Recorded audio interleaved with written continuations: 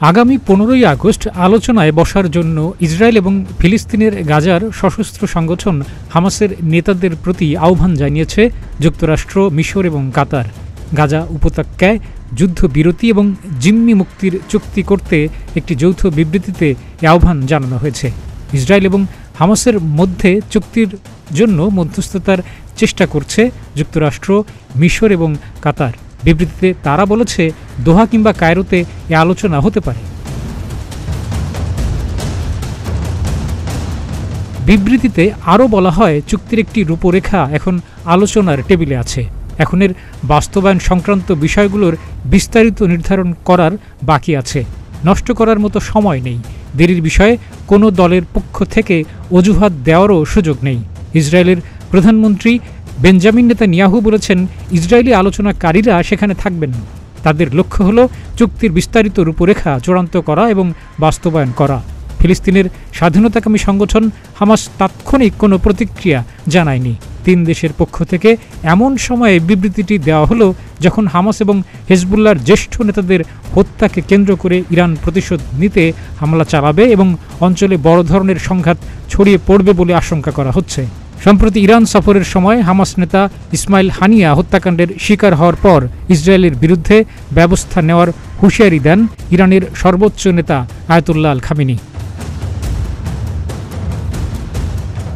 মার্কিন প্রশাসনের জ্যেষ্ঠ এক কর্মকর্তা বলেন, আগামী সপ্তাহের মধ্যে সমঝোতা চুক্তি স্বাক্ষর হওয়ার কোনো আশা নেই।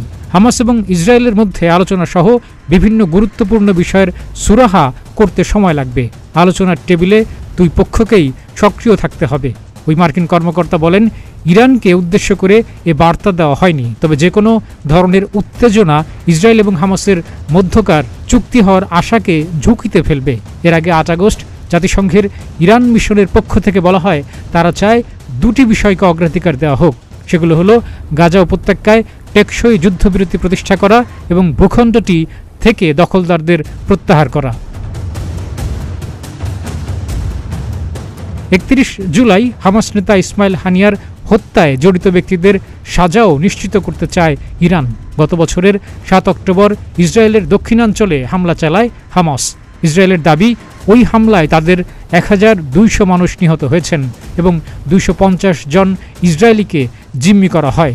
জবাবে সেদিন থেকেই গাজা উপত্যকায় হামলা শুরু করে ইসরায়েল। গাজার হিসাব অনুসারে ইসরায়েলি হামলায় এখন পর্যন্ত 39,000-এর বেশি ফিলিস্তিনি নিহত হয়েছেন। সম্প্রতি আন্তর্জাতিক গণমাধ্যমে ইসরায়েলের প্রধানমন্ত্রী বেঞ্জামিন নেতানিয়াহুর সমালোচনা করে বলা হয়েছে, সরকার টেকাতে গাজার সঙ্গে যুদ্ধবিরতিতে রাজি হচ্ছেন না তিনি। ইসরায়েলে এখন নেতানিয়াহুর জনপ্রিয়তা সবসময়ের মধ্যে সর্বনিম্ন অবস্থানে রয়েছে। ডেস্ক রিপোর্ট, প্রতিদিনের বাংলাদেশ।